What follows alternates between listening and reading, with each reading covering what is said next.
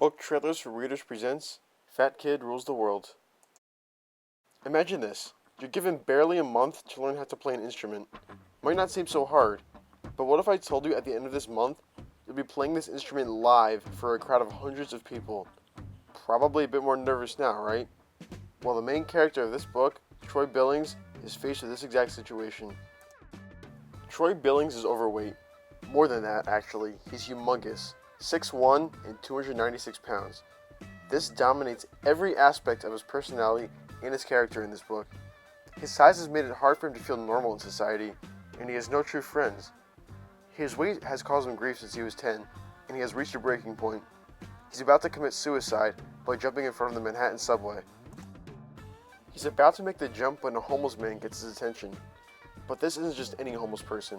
This is Kurt McRae, and he's a legend at Troy School. He's a member of a local punk rock band known as the Smack Metal Puppets, and he's widely regarded as the best rocker around. People line up around the block to get into his concerts to see him play. Kurt begins to talk to Troy, who is awestruck because he loves Kurt's music so much. He's surprised that someone has actually gone out of their way to talk to him, as his size makes him hard to approach oftentimes. Kurt convinces Troy to buy him lunch, saying that he has to because he saved Troy's life in the subway.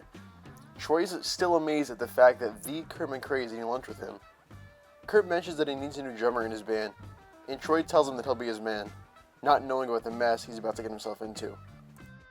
The only problem is that Troy has barely any experience on the drums. In fact, he stopped playing when he was in the 7th grade. But Troy isn't too worried. After all, bands don't get good without practice, so he feels that the same thing applies here. But much to his dismay, Kurt calls him up the next day and says he's arranged a gig in 5 weeks. Troy is panicked. He immediately expects the worst, how many ways he can embarrass himself at the gig, how everyone will laugh at him because he's fat. But strangely, Kurt doesn't seem worried in the slightest. As the clock begins to tick, Troy and Kurt's friendship begins to grow. They stop by at Kurt's apartment and listen to old rock records for hours, and for Troy, something truly amazing happens. He actually forgets about being fat for the first time in years. He's able to loosen up and have fun, for real. This gives him hope that maybe he will be ready for the gig in a few weeks. At the same time that Troy's getting better at the drums, other things are going right for him as well. Because Kurt is so popular at school, being his friend makes Troy a bit more popular as well. People actually want to talk to him now, albeit usually relating to the famous Kurt in some way. People approaching him is something that Troy's never felt before. He's used to being so lonely because of his size.